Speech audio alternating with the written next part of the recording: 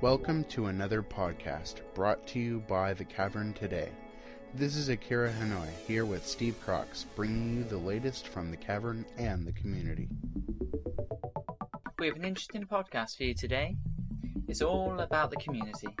We've tried to talk to as many of the community groups and projects as we could, with the idea of letting everyone know who they are and what they are getting up to. It has been a lot of work getting this one together, hasn't it? We have a recap about Mysterium from Ken. I believe Miles managed to catch Kato for an interview, and Galen has an interesting report on the A to Z race, the CAT arranged. Weren't you supposed to be in that, Steve? Yeah, I was hoping to be in it, and I hope they run the event again, either on Until Uru or on Uru Live. It looks to be quite a bit of fun. I'm just sad that real life got in the way for me this time, and, hint cat team, I'd really like to have a go sometime. We have two pieces from Ian Moreland in this cast. Blue Neon, a song from his upcoming album Baron's Rock, and Skyward, a piece he did especially for the Denis History Puzzle. I would really suggest that people go to his site, sam.ianmoreland.net, and listen to his music. It's really quite good. Blue Neon is really a great song, but what's the Denis History Puzzle? A group of explorers last year spent some considerable time in the cavern, and people like Photographer devised puzzles for fellow explorers to solve. I haven't tried it yet, but since I have all this free time next week, hint time, hint, I think I'll have a go at solving it. Yes, the beta testing has started, hasn't it? The new Uru Live site has been updated with the beta client installer placed on it. Although we would like to ask explorers not to download it unless they got an email from Cyan containing their beta code, we would also like to ask explorers who have downloaded and installed it not to reveal what's installed nor to hack the installation. Even if you haven't signed a non-disclosure agreement, by installing the client, you have agreed to an end-user license agreement which is just as binding. I believe Cyan has even asked people not to harass other explorers to find out if they are beta testers. If you are asking them, you are essentially stopping them from beta testing, which, as we all know, is the important thing. Well, I suppose we should get on with it. But first, it's time for Januthas to tell us about a little project that's going on. Watching the sun set over the horizon of Mist Island, Atris once again found himself restless and unable to sleep, realizing that so much time had already passed since those fateful events. He knew that the deeds of the past wait to be revealed. So he stole away from Mist Island, traveling back to the desert, the home of his childhood, for it would be there that he would face his nightmares. Enter a world where books are portals, where false gods reign over dying worlds, where a penstroke can link to a world beyond imagination, and the future of a civilization lies in the hands of one. The Book of Atris Movie Project. Help bring the Book of Atris to life. Visit bookofatris.forumer.com or email at bookofatris@gmail.com. This advertisement brought to you by Lego Addict of the Book of Atris Forum.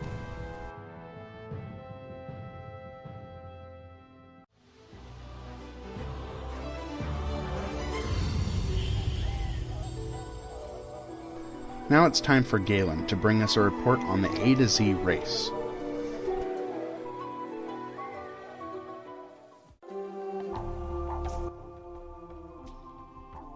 As you may have heard on the CCN shortwave, one of the most exciting events of these last few weeks was the A to Z race sponsored by the Cavern Activities team. Several explorers created new abbeys, worked their way through all of the ages, and were timed from A, avatar creation, to Z, picking up the Xandy shirt on their final return to the cleft. Runners overcame natural obstacles, crashes, and uncooperative Denis technological devices to claim the shirt that would prove that they had, indeed, found that Xandy had abandoned it in the cleft. Upon their return to the Cat Hood, they were cheered by adjudicators and spectators alike. Several runners had taken practice runs during the week and have now memorized Yisha's final speech, as they could not get back to the rainy cleft without listening to her praise. The racers alone must have freed dozens of Barro during their various trial runs. Huzzah for that! During the second day, July 22nd, over 24 participants wound their way through the ages of Uru, trying to beat the record of 1 hour and 43 minutes set by Dadguy on July 15th. No less than 8 Avis managed a time of 1 hour 42 minutes or less, with the best time achieved by Mark Dev team of 1 hour and 20 minutes. Well done, Mark Dev and Resolute Guardian. Well done indeed. I should mention that Mark Dev himself posted an individual time of 1 hour and 25 minutes, and several runners achieved a time of 1 hour and 40 minutes or less. These include Evelyn, Nicole and Locutus, Rumor's team, Roadrunner teams 1 and 2, and Zia and Gav were very close to this time as well. All times and pictures are posted on the Cavern Activity Team forum at www.greattreeshard.org/catforum/index.php.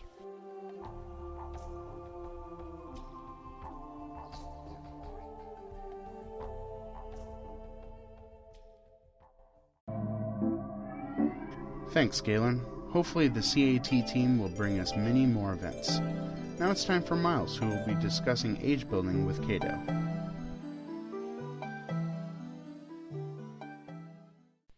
Hello, this is Miles from the Cavern today. In keeping with our community-oriented theme, we decided it might be worth interviewing someone working behind the scenes in the community on a topic that we haven't discussed for quite a while, and that is age building and fan age development. It's my honor and privilege to welcome the founder and current administrator of the Guild of Agecrafters, Zach North, who's otherwise known to us in Cavern as Kato. Kato, it's great to have you on the show. It's great being here. How are you doing? I'm doing great. Excited. Very cool. Well, it's great to have you. We haven't had you on the show before, and you're a person that I've always wanted to get on here at some stage, and this podcast seems like the right one to bring you in on. So it's great to have you. Yeah, I love listening to the show, to the podcast. Oh, that's great. Listen to it all the time. Ah, cool. Well, you know, Guild of Agecrafters has sort of been lurking in the background for a number of years now. I remember back in the early days when it got started, and I sort of helped found it along with you and the Thunder. Can you take us through the very early days of Guild of Agecrafters and discuss sort of briefly how it got started? Sure. Like you said, we started a while ago. I think it was in September 2004, wasn't it? Yeah, that rings a bell. Okay. Yeah, I just want to make sure that was the year. and we started as a topic on Uru obsession, and then there were a lot of people there who wanted to have like a community for artists and such, and so we started talking about a forum. And so I had a server that I had, and I hadn't really put anything on it yet. So I'd just gotten it, and so what I decided to do is make a forum, and so we all did that. I think me and you and the Thunder were the ones who did it, and we started it, and it just grew from there. It grew quickly to a medium sized. It's not as big as Uru Obsession, of course. Sure. Massive tyrant, but Yeah. but it was pretty good sized back in those days. And then and we started. I think in those early days we had started talking about doing a game, and that all of us would start doing, that all of us would contribute to. Yeah. I remember in the early days we were messing around with programs such as Terrigen and Bryce quite a lot, looking at ways of creating ages in those sort of more static 2D type programs. Have you got any comments on our exploration of those sort of things? Well, I think that those are good things to learn, both Terrigen and Bryce, like you mentioned, because I love Bryce. I think it's a great program. It's cheap. It's not as cheap as Blender, of course, Sure. but it is a cheap program. The skills you learn there can't really carry on to other 3D programs, but Right. you can make some amazing stuff in there, and Terrigen as well, although without models. Sure. And so I think that I'm pretty sure that we originally started this game as a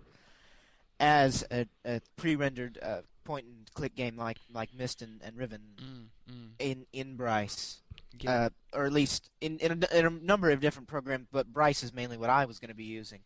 And then we said, well, we said, hey, why don't we make it like Uru, and why don't we find an engine and do this? Yeah. Well, at that stage, we knew nothing about the Blender plugins that would soon be Right. released for Uru. So when Blender became an option as an engine, I remember you discussing that it was possibly a good thing for us to use, and many of us hadn't heard of Blender before, or at Right. least had any experience in it. Do you want to talk about those early days of just messing around in Blender, learning the Yeah. interface? Because Sure. unfortunately, Blender seems to be one of those programs that's not intuitive just to pick up and use. You could say that. Yeah. So we spent a lot of time the next year learning Blender, getting to know Blender, because we still didn't. I don't think at this point we still didn't know about the Uru plugins that would be released eventually. But we were going to try to do our own thing with Blender's integrated game framework there. So that's what we started doing. We started messing around in Blender. We made H's and stuff. I mean, I've still got a lot of those designs and tests and stuff. But we did have a lot of trouble there, I have to say, because Blender, it's a very basic framework, which is it's a good thing because you can make anything out of it. But it's hard, and I personally am not an experienced programmer, and we don't have a lot of people who are experienced with game programming. And so we were trying to find some of those, and we actually found one member that's still there today, named Atris on the forums. He's a Blender aficionado and programmer of things in Blender. Great, sure. Well, soon we got to a point where a lot of concept had been developed for this upcoming game that was at that stage, I think, yet to be named. And then suddenly the Blender plugins were released, and that exploded a whole nother dimension that hadn't even been looked at yet. Now, a lot has been said on Age Builders, but quite a few people are yet to embrace the concept fully and have yet to install such software as Uru Age Manager and get the sort of end user stuff working. I know I personally haven't done much work with Uru Age Manager. Could you talk to us about what sort of technology is actually powering the Blender Uru plugins before we get back to speaking about the game in more detail? Oh, sure. Yeah. Yes, it's all written in Python, and it's very simple to use if you do everything correctly. It's very simple to use. You have to conform to Uru's rules and the plugins rules, but it's very well integrated with Blender. Blender has a property system mainly used for its own game engine, but we have found a way to adapt that into Uru. Well, not we, because not really. I'm not a part of developing of the program, but the people who make the program have found a way to really integrate it closely into Blender's property system, and so there's a lot of stuff you can do just with Blender and the plugin without any additional coding or anything. Right. So in order for end users to implement the game, I've heard talk of things such as Uru Age Manager. How would a random person be able to play at one of these fan-made ages? Well, they would have to download they would have to have a unhacked, unpatched installation of Uru: The Path of the Shell or Complete Chronicles, and they would have to download the program called Uru Age Manager, as you've mentioned. Okay. And install that, and then they would just they would be presented with a list of ages they could download. They would just do that, and then the ages would appear in a book on their Relto shelf. That sounds really great. Who wrote the software? A man named Dustin wrote the software. Of course.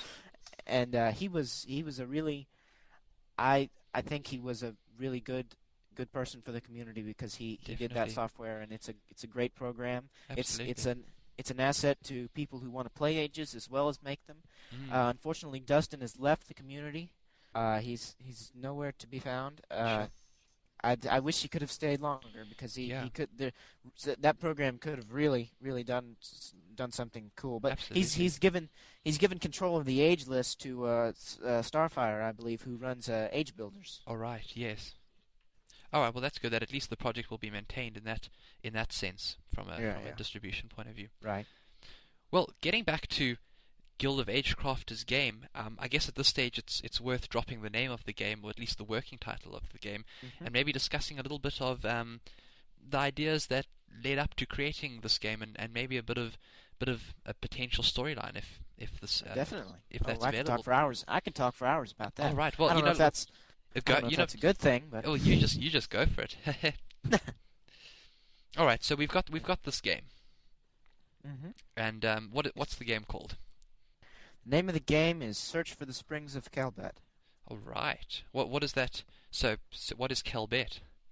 He was a man who lived in Dunny, and he wrote an age that supposedly the age was an entire lock. The entire age was a lock except for one area, and this is the area that it was a lock to. It was a big puzzle that you had to solve to get to a certain area.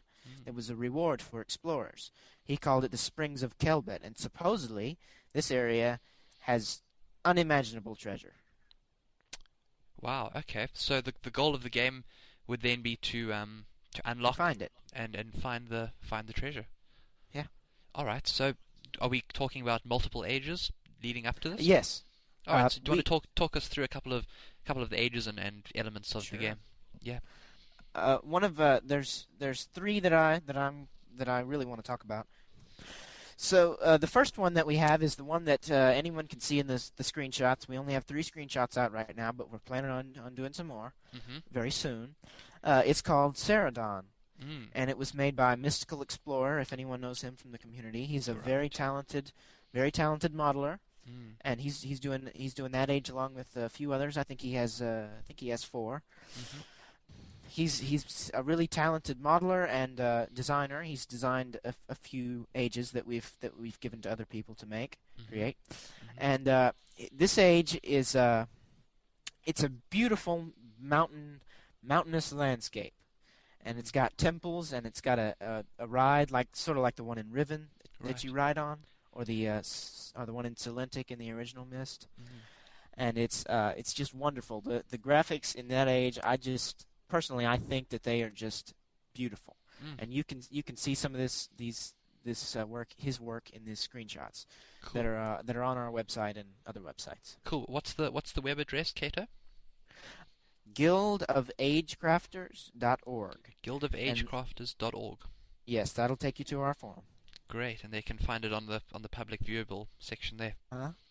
Great. All right. So that's Ceradon. Yes. Okay. Well, we plan to have by the time the game's finished, we plan to have 10. Okay. Wow, that's quite ambitious. Yeah, I know, but I know it's ambitious, but they're all coming. The interesting thing is they're all coming along perfectly. The pieces are falling into place. People are working, and it's going great. Sure. Amazing. So the next one I want to talk about is called. It's my own age. It's called Guerre. And it's a very odd name. I'd probably change it. It's spelled Guerr. And I designed it and modeled it, and it looks okay. I don't want to brag here. It looks okay. I mean, I think it looks good, but I'm not going to say that. All right. It's a beach age. It was used as a prison age for a certain person. I'm not going to mention from the storyline because I'm not going to mention by name. Okay. It was originally used as a vacation age because it's supposedly a beautiful place, but it was turned into a prison age when the person that owned it couldn't use it anymore. And it's a beach with a rocky structure on it, rocky cliff thing, but it's very small. It's like as tall as a person probably. Okay. And then there's a house on top of it. Small little hut. There's some trees on it. Intriguing. Yes. All right. So that's Guerre. Yes. And the next one was designed by our very own Miles. La Tranquille. La Tranquille. However you pronounce that. I think that name will have to be changed at some stage to be more Dunny. Yes. That's extreme. I don't think the Dunny knew French. Oh well. You made it in Terrigen quite a while ago. Yeah, it was originally a small Terrigen project that I had going on in the early days of Guild of Age Crafters, and when life got a bit busy and that sort of thing, I sort of stopped development on it and passed it on to Guild of Age Crafters to do with it what they wish, and it seems to have made its way into the game. Well, yeah, it's on our logo. We kind of have to put it in. Absolutely. Yes. So I've been working on structures from there, and that's going to be hopefully the next screenshot that we get out. If it's not one of Celadon, it's going to be of one of these structures from that age. Cool. One of the houses. It's going to be a big, giant age. A lot of it. There's going to be a lot you can see, and quite a bit that you can explore. Great. Would you say one of the bigger ages in the game? I would say that, along with Celadon. It's huge too. Okay, sure. All right, so we've got these sort of primary ages, and in Myst games, it's generally been you get to one age, and that acts as a hub or node for a whole lot of other ages. I'm thinking Myst Island, Riven, Janin in Exile. Are you working on that model? Yes, we are. We have one age. It doesn't have a name yet. We're just calling it the hub age. Mm-hmm. It's the first age that you go to in the game, Mm-hmm. and it has a door in it, and behind the door is the book that will supposedly take you to the Springs of Kelbet. Mm. So your objective through the entire game is to piece together the key that will open that door. Aha. And you get a piece of the key upon completing each age, and you're also treated to a little video that advances the story along. But there will also be characters you can interact with, or at least see, like Xandi or Yisha in Uru. Sure. Okay. Deploying a game like this has obviously got challenges. We've spoken about Uru Age Manager, and that'll let people run it in an offline sense. Has any work been done on making it more online friendly, either using our current Until Uru servers and perhaps looking towards the future, running it under Cyan World's new Uru Live? We haven't specifically tested it on any available programs like that, but I am hoping to one day get it running on the Volcano project. Have you heard of that one? Sure. A couple of podcasts ago, we actually interviewed Zrax from the Volcano project. And he's a good guy. Him and Adam Johnson. Have you heard of him? Yeah, Adam's on the employ of TCT as well these days. Oh. Yeah. Anyway, they're both really nice people, and I go in their IRC channel all the time and talk to them. Right, yeah. I like those guys. Adam's been doing some work, I believe, rewriting a couple of the yeah. Python modules for Blender. I'm very much interested in that, because it's supposedly going to make it all more efficient. Absolutely. All right, so at the moment, deployment on to Uru in an offline sense is a real reality, and we can perhaps look towards deploying it on Until Uru servers at some stage. Yes, we hope, or at least I know that I hope to get it running on both Uru Live and Volcano for Until Uru. Cool. After the game is out. Right, yeah. Okay, so there's been some sort of matterings about fan-made content in Cyan Worlds' new Uru Live, but nothing concrete has been released either from Cyan or from anyone else. It seems that Cyan, based on our interview with Mark DeForest, the CTO of Cyan, that the engine has been completely rewritten for Uru Live this time around, which will obviously make porting a game that's developed for Plasma 2.0 in the Until Uru content rather challenging. I guess you have to just wait for Cyan to either provide tools or give you some further information on that. Yeah, I personally am just gonna wait until Cyan says that we can do this, and they give us some sort of guideline. I don't think we're gonna be able to use Blender anymore. Primarily, Yeah. I think they're gonna probably provide us with a dumber version of their 3D Studio Max tools. Mm-hmm. And okay. I mean, if that's what it takes, I'll get the program and I'll port all our ages from Blender to that. Right, yeah. Which is harder than it sounds. I can imagine. My gosh.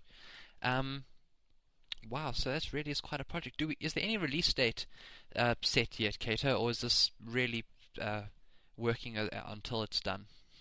It really is working until it's done. We have no time frame. Yeah. We're telling people take as long as you like, as long as you make it good. Yeah. Because we want it to be the best we can make it. Yeah. We are currently expecting to maybe get it out by mid next year. Okay. Cool. I know that Uru will probably Uru will probably be old and outdated and nobody will care about it anymore, but it doesn't matter because we're going to get out our game. Oh, that's wonderful, because it'll be interesting to see what happens to Uru and Until Uru after this new Uru Live comes out. You know, I mean, I'm not 100% sure that every single person in Until Uru now is going to be able to afford Uru Live in the new form it is. As disappointing as that is, it is a reality that not all of even our younger user base is going to be able to play a $10 a month game. Right. So perhaps developing this content for the offline version of the game is really great. Yeah, exactly. That's what we're trying to do. We're trying to make it so that everyone who has Uru can play it. Yeah. Unfortunately, I would like to make it so that people who have the just basic Uru game, Uru Prime, can play it. But unfortunately, the programs require that that people have Path of the Shell or Complete Chronicles. Right. Yeah, that seems to be the case with quite a few things. All right. So, how many people have we got on the team at the moment? Quite a few. Let's see. I can think of probably 20 off the top of my head. Really? But we're open. We're still open too, because we need sound people to make sound and music. We need concept artists for certain ages that haven't quite been fleshed out yet, and we're looking for perhaps a Python coder to help us with certain things in Uru. But we have enough people to make something that looks good. Sure. And we have a few certain music and sound people, but we would really like some more music people, concept art people, and especially programmers that can help us get a little bit more friendly with Plasma. Right. Well, there you've heard it. www.guildofagecrafters.org if you'd like to get involved in this very exciting project to really just give something back to the community. It's not the sort of thing that can reap any financial reward or anything of that nature. It's much like Cavern Today, just giving something back to the community. Kato, it's been an absolute pleasure talking to you. Have you got anything else that you'd like to add in closing? Not much. Just come to the website, check out our screenshots. If you want to join up, it's open to everybody, and we don't put any restrictions on the level of skill that somebody has, because we can teach them to be better at Blender and texture programs and stuff like that. We can teach them to be better graphical artists. So even if you don't have any skill in 3D computer graphics or any other kind of graphics ability, we can help you with that a little bit. We can give you some help there. Well, that sounds like an absolutely awesome project. I've always been a firm supporter of Guild of Agecrafters since we founded it back in September 2004. It's really done amazingly quiet things in the background, just getting on with it, enjoying what it's doing, and hopefully we'll see this Springs of Kelbet sometime in the middle of next year. Well, it's been an absolute honor. Thank you so much for your time, Kato. All right. We hope to glad to be here.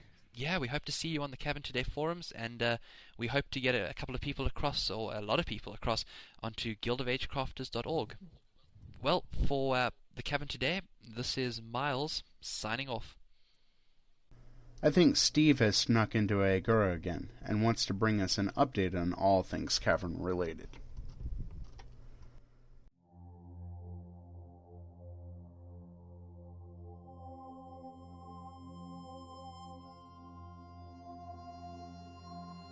I'm here in the Hall of Kings, just starting on the Denis history puzzle. The puzzles are taking some time, but I'm getting there. The music's not bad either. Well, quite a lot has happened since our last podcast. Mysterium occurred last weekend, which many of the explorers left to attend. This, of course, left the cavern quite empty. It was quite a bit dull in here over the weekend. Many of the TCT staff were at Spokane for the event this year, and they took lots of photographs, which can be found at gallery.thecaverntoday.com. We also have a place in Australia photographs, but we haven't yet received any. Sign and GameTap were recently in a town hall meeting about Sign's new game Uru Live. The meeting was held by Round Miller, David Reed, the Vice President of Marketing of GameTap, Blake Lewin, the Vice President of Product Development, and Randomos, our new Community Manager. Uru Live will be available through GameTap currently at the www.urulive.com site, A limited time offer for new GameTap subscribers who are interested in Uru Live has been given. Anyone who signs up to GameTap through the Uru Live site will get the first month of their subscription free. They'll also have a mark next to them to say that they signed up because they were interested in Uru Live. For people who have already signed up to GameTap, PM your details to Grey Dragon and he'll get the mark put next to your name to show that you're also interested. The meeting also confirmed that international explorers will be able to access Uru Live. Where GameTap is not currently available, explorers will be able to sign up for $9.95 and use the Uru Live client. Randomos, our newly designated community manager, has created a petition for international explorers. The petition can be found at www.petitiononline.com/urulive/petition.html. Please remember that the U and L of Uru Live must be capitals for the address to work. People who sign up to GameTap through Uru Live site or international explorers who sign the online petition will help show the support for Uru Live. And I ask everyone to remember that the more support we show for Uru Live, the more money GameTap gives Cyan, which hopefully means more ages and puzzles for the rest of us. Also, in smaller news, the Uru Live beta has begun. Emails were sent at 8:54 AM Greenwich Mean Time, and the Uru Live site was updated with the beta installer. Cyan has asked us not to download the installer unless we have been given a special beta code from them. They have also asked us not to discuss the contents of the beta installer or to try and hack the beta installer itself, so we ask you to be mindful of that. Anyway, it doesn't seem like there's much else going on in the cabin for the moment. I'm going off to see if I can solve this puzzle.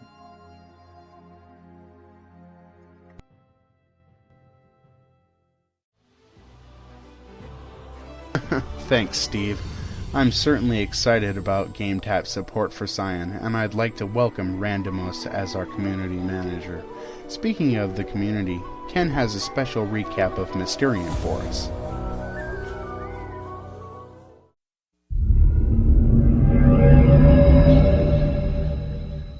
Hello, this is Ken Telenome with The Cavern Today, bringing to you a special Mysterium review. At the end of July, Myst fans gathered in Spokane, Washington for Mysterium 2006. While there, we attended a Rand Miller question and answer session, and while running a video camera nonetheless, I was able to take notes to bring them back to you. GameTap has been the savior of Uru Live. A GameTap subscription will cost users $10 a month. That's either for all of GameTap or just Uru Live by itself. Although the infrastructure isn't in place right now, GameTap has given us their solemn word, almost swearing on a Bible, that international explorers will be included in Uru Live. We don't have to worry about that. When Uru Live is released, it will have a free area for new people. One of the big problems with Uru Live in the beginning was that if you didn't like the game, you had already spent the money on it. This way, those of us that are already hooked on the game can invite our friends to this free, limited area of Uru Live so they can try it out. If they like it, they can sign up for the $10 a month subscription and experience Uru Live in all its glory. One of the big issues when Uru Live first came out was a lack of advertising. GameTap has already put into place commercials that have Uru Live in them. However, since Uru Live is one of the two prized jewels of GameTap, they're going to be devoting commercials entirely to Uru Live in the future. So, in the future, we'll be seeing these TV commercials that feature Uru Live, and this will hopefully get the word out.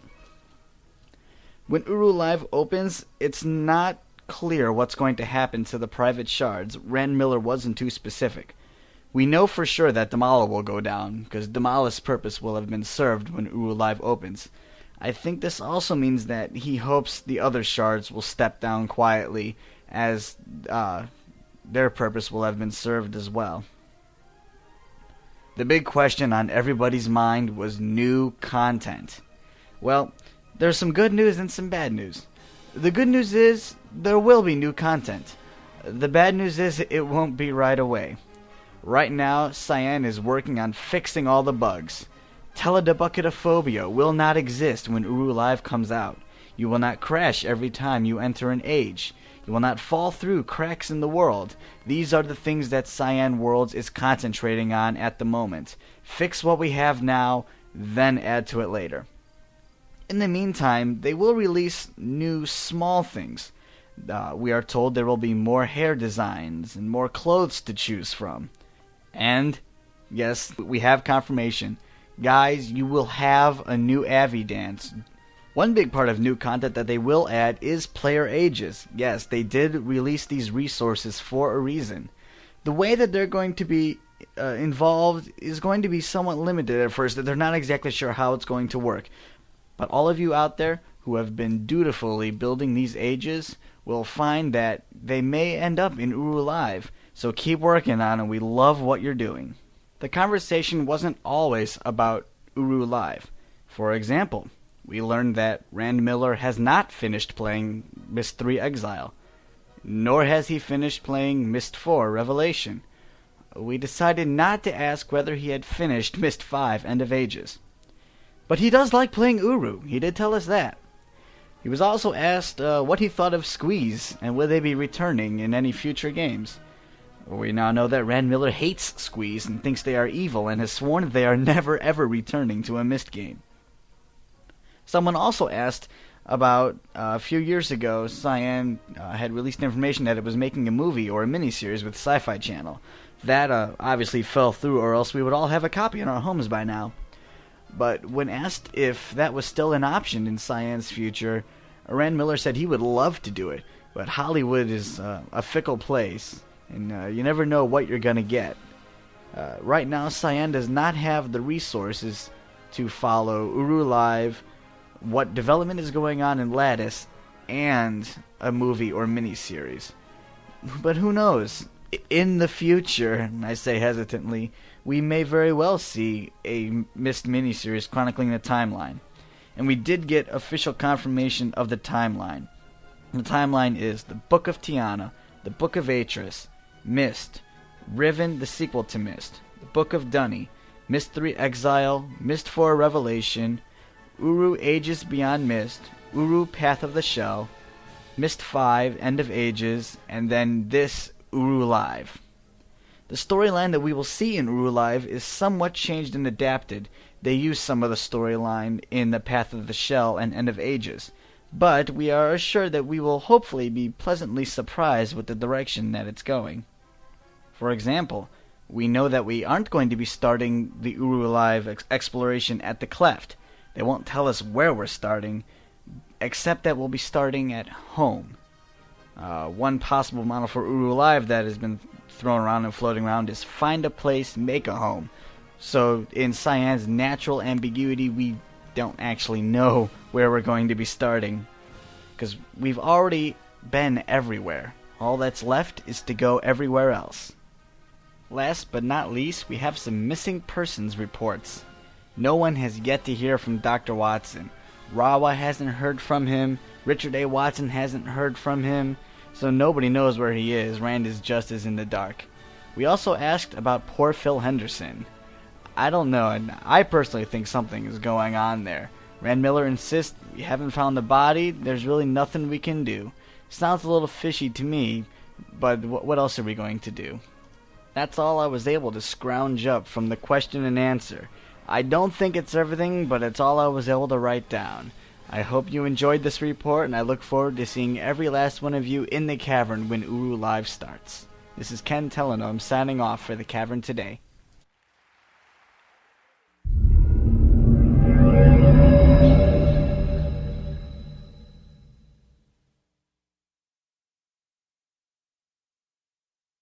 Hi, this is Steve Crocs. I'm here with Ortmax. We're here to talk about the liaisons, just what they do for us, and the elections and those sort of things. So, welcome, Ortmax.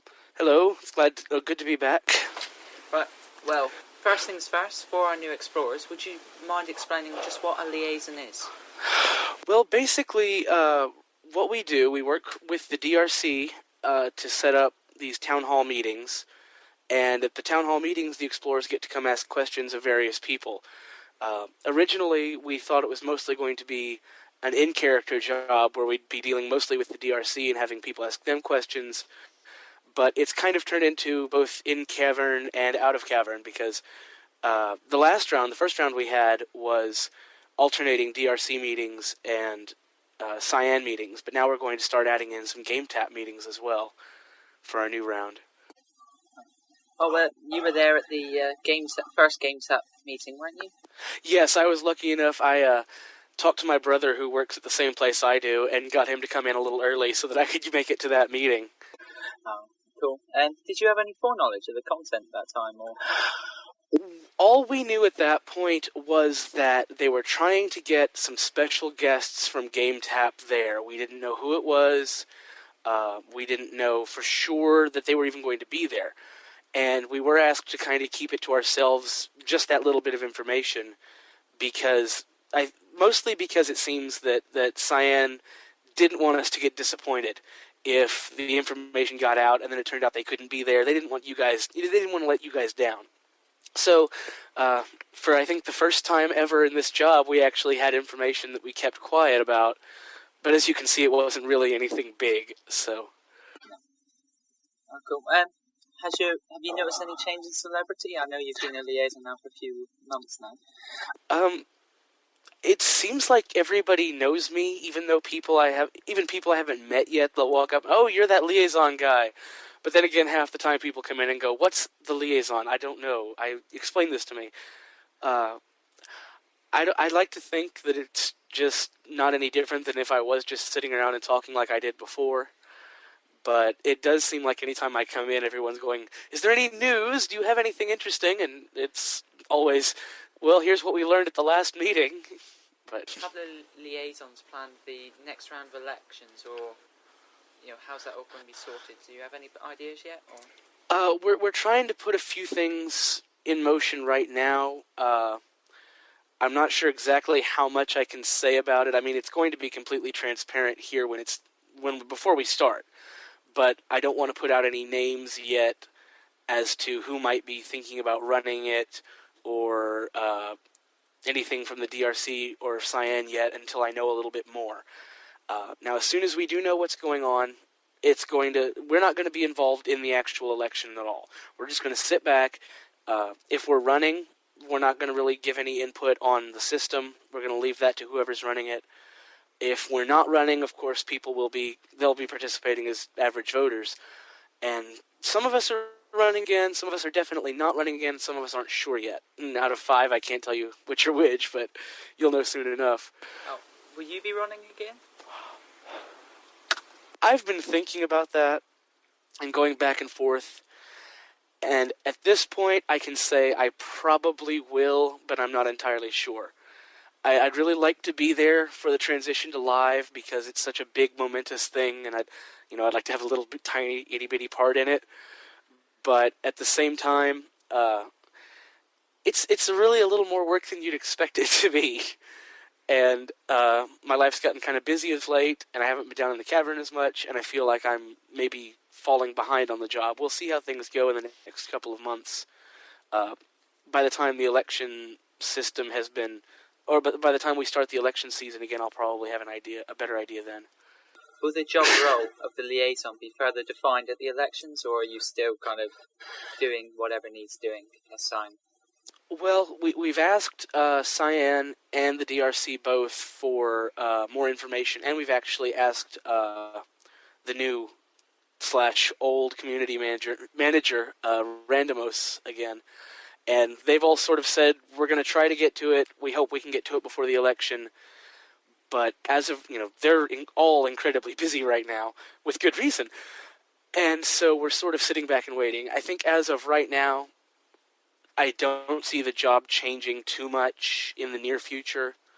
They may end up needing a few extra things once Live starts up, but we may not even know we need it until that time.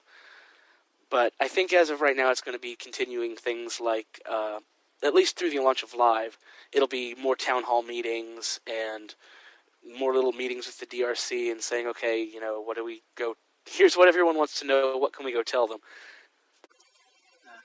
Okay, you mentioned Randomos there. Do the liaisons have any deal of, any contact with him, or?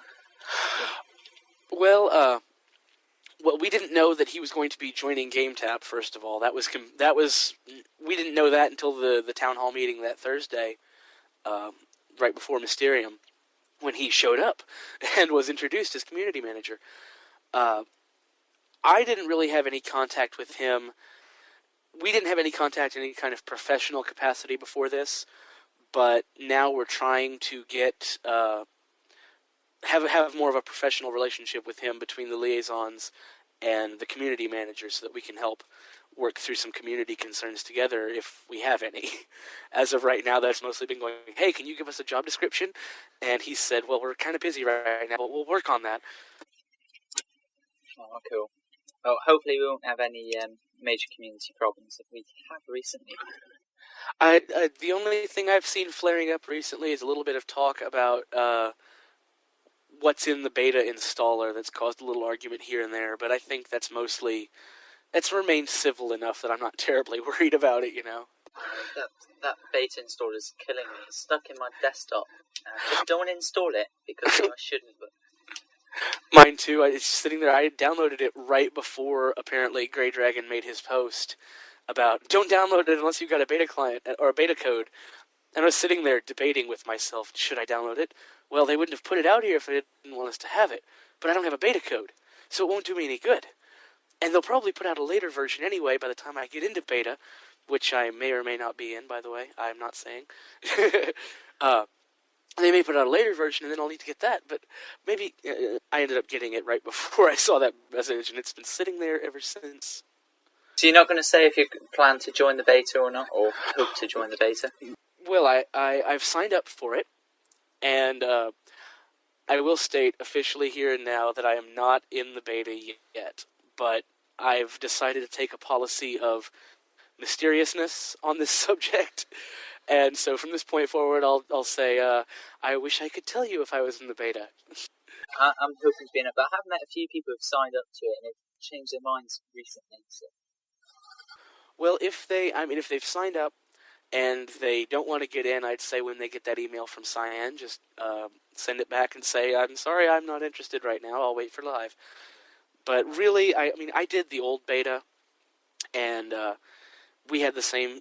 I assume it's the same sort of NDA, I don't really know, where basically you can't say anything about it, whether you're in it, whether you're not. You can't tell your brother, your sister, your mom, your dad, you can't tell your wife, nobody.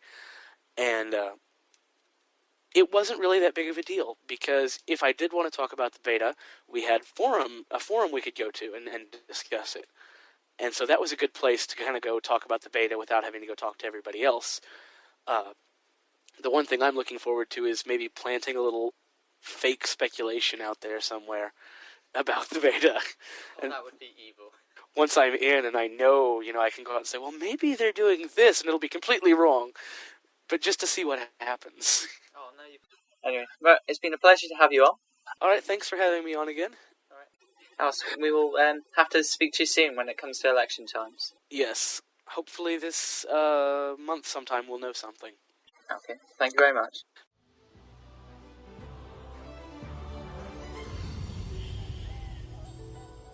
Now for Blue Neon, a song by Ian Moreland for his upcoming album Baron's Rock.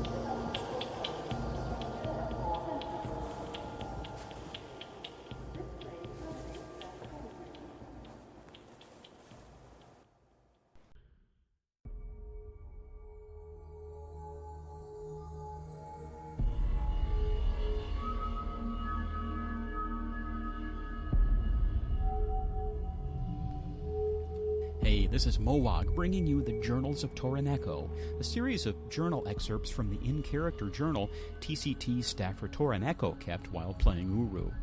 Spoilers have been edited out, and each installment will cover a specific age along her journey. I'll be playing the explorer who finds the journal, while Galen will be reading the journal excerpts. The first installment covers the start of Toroneko's journey at the Cleft. Enjoy.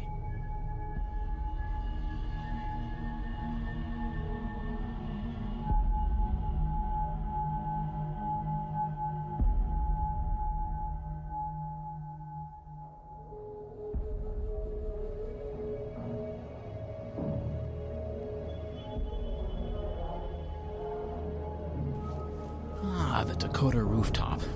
I love spending time up here, flipping through the journals and... Hey, what's this? A new journal? The Journals of Toroneko. That doesn't sound like a dunny name. Let's see here, let's read. I have heard the call. This is my journey. Oh, it's an explorer's journal. Wonder what it's doing up here.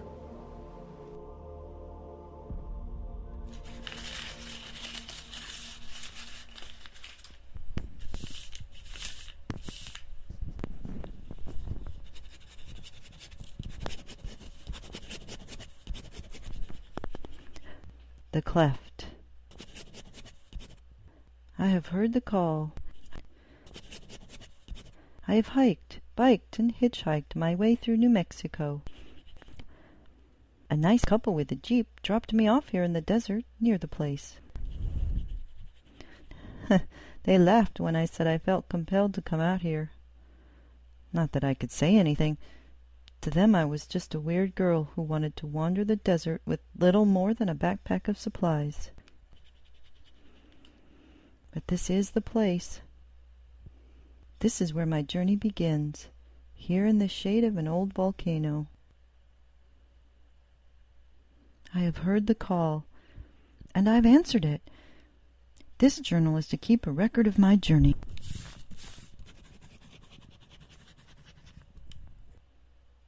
There's a trailer here.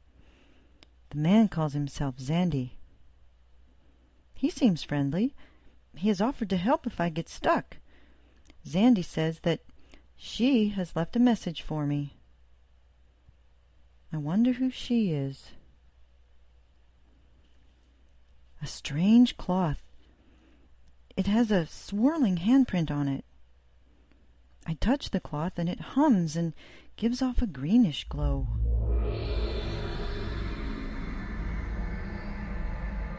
There's a pool down here in the shaded cleft. It's cool and crystal clear. I wonder if the water's safe to drink. And there's a door set into the tree. A hand design is on it. That cloth, are they the journeys Zandy mentioned? I'll look for more of these journey cloths. I'm stopping here in the small bedroom for a rest before continuing my explorations. There's a note on the bed. The Desert Bird. Yesha, daughter of Atris and Catherine. Is she the one calling me? But no, that's absurd. She's been dead for at least 200 years, right?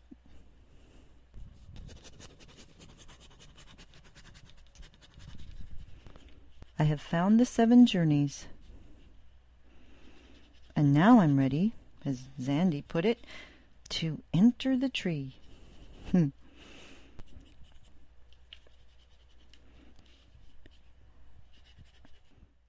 I stand before the journey door, wondering, will I ever get back?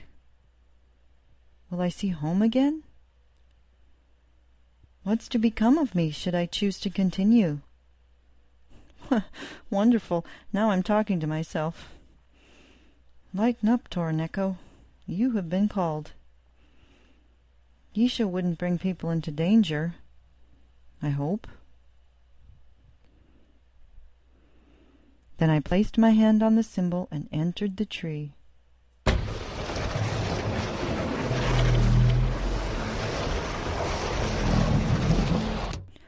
There are carvings on the walls down here. They glow blue when I'm near. Eerie. A Dini word, a person, a volcano, a cave. There's a story written on these walls. Whose journey was this?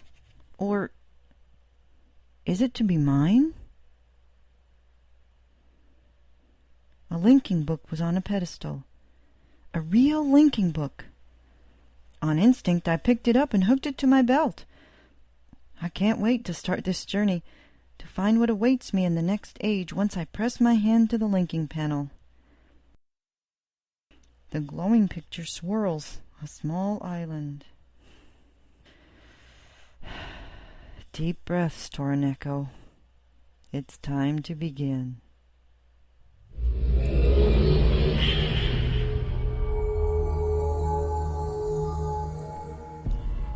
This concludes the first installment of the Journals of Toroneko. Join us next time for excerpts from Relto and Teledon. Shora.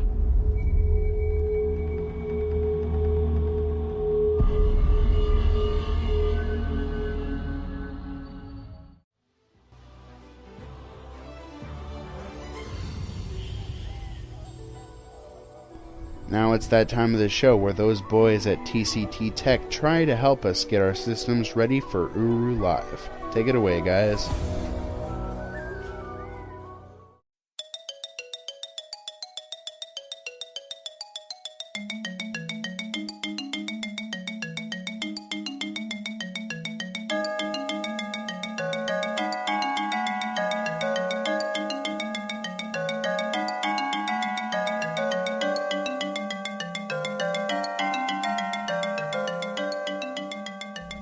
Hello and welcome to TCD Tech version 1.2.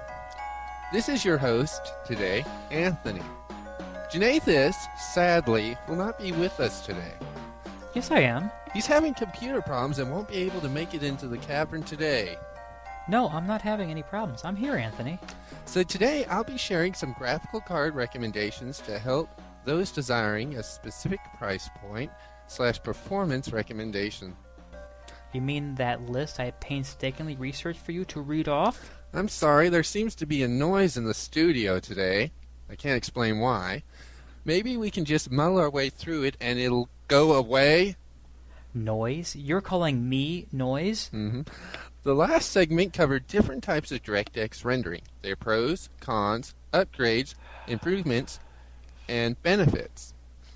While we specified that DirectX 8 was the minimum level of hardware you're going to need to run Uru full-featured, you can't really find that hardware, DirectX 8 hardware, these days. As a matter of fact, the cheapest hardware you're going to find, that I'm recommending, is going to be DirectX 9, and it will be more than enough to run Uru at standard settings. You're not ignoring me because your video card benchmarked lower than mine, are you? You can crank up the settings in Uru and get some clear, crisp, and gorgeous graphics, with some settings that only mid-range or high mid-range hardware can support. Sometimes you get what you pay for, and if you buy expensive, high-end hardware, you will be privy to all the bells and whistles unless you manage to break something like Janathus. Nothing's broken. My machine works fine, and I'm here. Can't you hear me, Anthony? Are you deaf? Oh, hi, Janathus. I mean, the Janathus. I thought your PC was broken and you wouldn't be here. Well, I will say this. I rarely break my PC. What others do on it is another matter. So you'll admit you broke it. So what happened? Somebody seems to have unseated my video card. What do you mean? The video card was not in its slot properly, and there was not a signal coming out my cable. My monitor was black. Oh? Are you sure you didn't hit it too hard? When would I ever hit a PC? Oh, let's say the last time it upset you. I hit the desk, not the PC. So you only hear me. You didn't see what I did. Sure. It was just the desk. Anyways, either way, it's good that you're here, I suppose. I was just about to share with the audience what cards would be good to make Uru into the beautiful experience you and I know it is with our high-end hardware. So let's get started with your basic to get you rolling in Uru video cards. In general, the lowest level of hardware you're going to find or want is going to be your GeForce FX series or Radeon 9 series. Now these cards are going to end up being between $30 and $55 and pretty easy to find usually. That's right, Anthony. In the realm of your basic Uru Experience video card, and this is the Start Uru, don't change any settings, just run it. These cards will run it just fine and you'll get full features. The basic NVIDIA side is going to be the GeForce FX 5200. Also, on the ATI side, it'll be the Radeon 9550. You'll need to change nothing in Uru, and you'll be able to run everything as is. Now, if you're looking for a higher end than these, mid-range card, you'll be looking for probably either a GeForce 6600 series and up, or the Radeon ATI X1300 series and up. You're going to find these cards between $85 and $160. They're going to let you crank up the settings a little bit. The prices will depend on vendor, the retailer, and the manufacturer of the card themselves. To narrow it down to some specific models, what you're really looking for on the NVIDIA side is a GeForce 6600 GT, and on the ATI side, a Radeon X1300 Pro. These are both available in AGP or PCI Express. PCI Express is the high-end standard for today. With these cards, you can probably crank it up at 1 notch or 2 notches in your resolution. You can crank up your textures to high or maybe even ultra, depends on, user mileage may vary. And you can probably run at least some anisotropic filtering, if not some anti-aliasing. Alright, now we come to the part where you're looking for that card that's going to let nothing stand in your way for your high-end Uru visual experience. Now, if you're looking for that card, you're probably going to want to look at either the NVIDIA GeForce 7600 series and up, or ATI's Radeon X1800 series on it and up. They'll run between $170 and $245. As before, it'll depend on the manufacturer, vendor, and where you buy it and the deals of the day. And you may find deals if you look. Now, the parts you're looking for in specific, once again, is the GeForce 7600 GT, which is PCI Express, and the Radeon X1800 GTO, which is also PCI Express. It's important to point out that when you're in this range, that you're looking at PCI Express only for the most part. And with these cards, you're going to be able to turn every setting to Uru to the maximum. So that means you can run Uru at 1600 by 1200 resolution with the ultra textures, which are the settings to max, anisotropic filtering, anti-aliasing all to max. Everything will look fine. It's important to point out, though, if you have one of those really big CRT monitors and you're running a 2048 by something resolution, which I'm not even sure Uru supports that high, but if you turn it up to that high, these cards may not even be able to handle that. But for the most part, any resolution you're going to run is going to run fine on these. So to recap, at the middle, you're looking at GeForce FX series or Radeon 9000 series. Mid-range, you're looking at the GeForce 6600 series or Radeon X1300 series or up. And on the high, for that experience where you can just push everything to its limits in Uru, you'll be looking at a GeForce 7600 series and up, or Radeon X1800 series and up. Now, it's important to note this is not a no-holds-barred recommendation. $245 is not the end-all, be-all cost for a video card. There are video cards out there that cost $600. There are video card solutions out there that cost $1,200 just for the video cards themselves. We are not recommending that you spend every last cent on video cards. We're recommending so you have more than enough to play Uru. That's right. And dun, dun, I totally dun, lost dun, my train of dun, thought. dun, You interrupted, and I was like, dun, dun, I was going somewhere.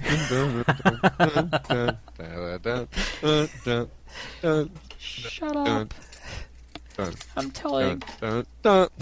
That's it. I'm going to let Milcuddy work on your computer. No.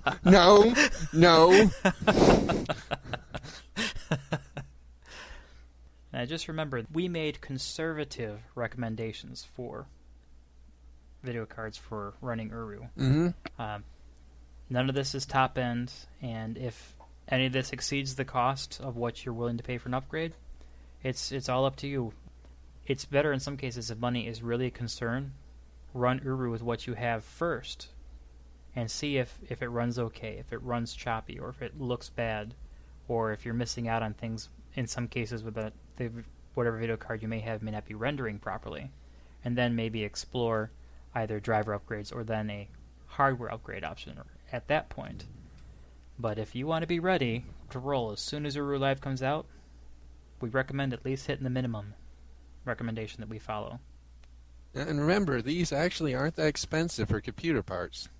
The minimum's only, at its lowest, $30. So. Again, that is relative to whichever vendor you look through. Anthony and I, of course, have some choice vendors of our own that we find pretty good deals. Yep. Keep in mind, if you're looking in retail sectors, say Best Buy or Circuit City or any other choice vendor that you might patronize, you're probably going to find higher prices than what you would find on, say, the internet. Yeah. There's always markup in retail. And that comes to another thing. If you're going to hunt for computer parts, if you got some experience, the internet's a good place to look, because you can usually find some good deals there that you won't find in the retail market. With a shipping price that does not negate the deal. Yep.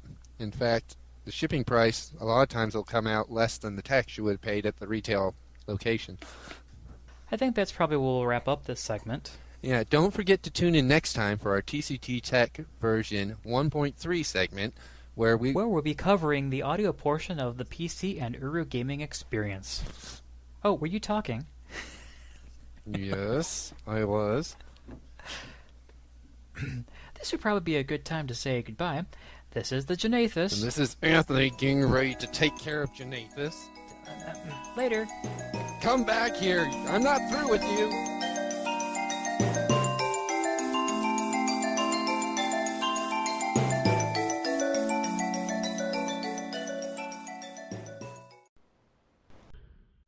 Hello again. This is Mowog for the Cavern Today. Word's gotten around, and it's pretty common knowledge now, that Uru Live will be starting later this year. Needless to say, this is pretty exciting news, and I'm looking forward to Live very eagerly. But recent events have added a much deeper element to my excitement. Well, an event and a book, to be specific. The event, not surprisingly, was Mysterium. I'm still feeling the thrill, even though I've been home for several days now. While there, I was able to chat with Rand, Rawa, Josh Staub, and Mark DeForest, to name a few, and needless to say, it was a genuine treat to meet everyone at Cyan. So our revival of Live now takes on a very personal note now that I've met the creators, the folks comprising the company that may stand or fall given the success or failure of Live. Once you've been hugged by Rawa, you start to see the success of Uru Live in a very different light. The book I mentioned is entitled From Mist to Riven, The Creations and Inspirations. At Cyan, it's known simply as the Coffee Table Book. It's actually been out since around the time of Riven, but I only recently purchased it at Mysterium. Mysterium and the book present a very poignant contrast. It was stated in one of our interviews that Riven represented how far Cyan could go given sufficient time and money. The book makes this very clear. There was not only the usual concept art, world building, and puzzle design, etc. There were the trips to San Francisco for the live video shoots, real actors, real costumes and props, all courtesy of the Seattle Opera Company, trips to Santa Fe, New Mexico to research and photograph textures, not to mention the fact that it was during production of Riven that Cyan's splendid new headquarters building was constructed. It was truly the best of times for Cyan. The runaway success of Myst had given them the means to expand their dreams to a level they could only dream of before. Staff was increased, New Silicon Graphics workstations and a server cluster were purchased to handle development and rendering, and the future looked very bright indeed. And Riven was a popular and critical success, and is still regarded by many as the best product ever to come from the team at Cyan. But rather than rest on their laurels, they then moved directly into the early stages of production on Uru, while other studios handled the development of their interim titles, Myst 3 Exile and Myst 4 Revelation. Throughout its 8-year gestation, Cyan fully intended for Uru to make an even greater impact on the market than had Riven. But as most of us know all too well, the dream unraveled. When Uru Live was suddenly cancelled, the news hit the fans like a body blow. But I'm certain that our disappointment was nothing compared to the feelings at Cyan. And now that I've spoken with members of the Cyan team, both online and face-to-face, and have seen what kind of people they are, I'm starting to realize just how hard the closure must have hit them, and how huge the success of this new Uru Live will be to them personally, and to Cyan as a whole. Rand mentioned a few times at Mysterium that Cyan was a smaller company now, with fewer staff and limited resources, and that the full potential of Uru Live may be slow in coming. In other words, don't expect anything big right at first. Of course I couldn't help feeling the excitement, but that excitement was always shaded with the realization that this was still very much the cautious optimism, quote-unquote, to which Rand had alluded earlier, even with the recent link-up with GameTap. There is optimism, yes, and plenty of it, but until Uru Live finally releases, and until it has had some time to establish itself in the market and gain a following, Cyan will still be feeling the pain of the initial closure, living with the uncertainty, devoting countless hours to building the new Live, buoyed only by the tentative hope that it might just take off as they dreamed and become their future. None of us knows how well Live will actually do under GameTap. Personally, I hope that the new Uru Live will become the next Riven, that it will blow away the critics, redefine online adventure gaming, and draw members in record numbers, that it will allow Cyan to staff up as they did in their glory days, just to bring us all the new ages. And that's where we come in. The Uru Live sign-up page is already posted at urulive.com, and has been stressed elsewhere. When you subscribe to GameTap, be sure that you place your membership via this Uru Live page, as these Uru-specific memberships are being tracked by GameTap to judge interest. Not only that, your first month's membership will be free. Please note that if you've just joined GameTap for Uru Live, but via the regular sign-up, don't worry. You can contact Cyan to let them know you've joined for Live, and they will forward your name to GameTap. Please stand by for more details. For the Cavern Today, this is Moag, signing off.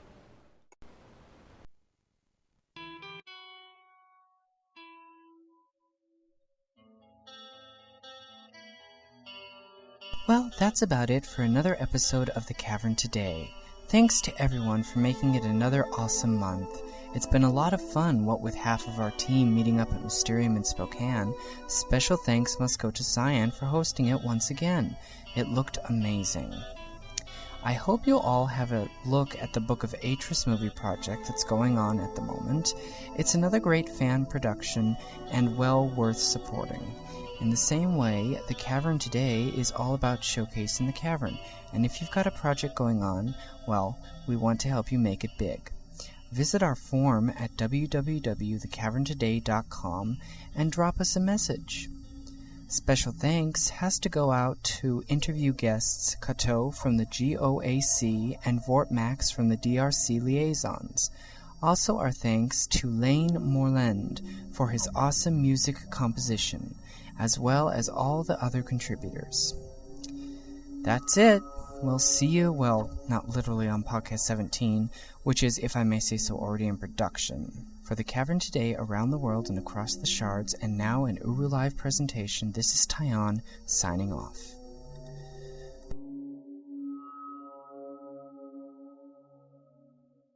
May the pinnacles rise up to meet you. May the glowbugs be always at your back. May the sunshine reflect off every Yisha page you do not see. May the rain fall on your alto, only when you desire rain. And until we meet again, may you be blessed with the night good fortune wherever you settle. Shora B'Shem.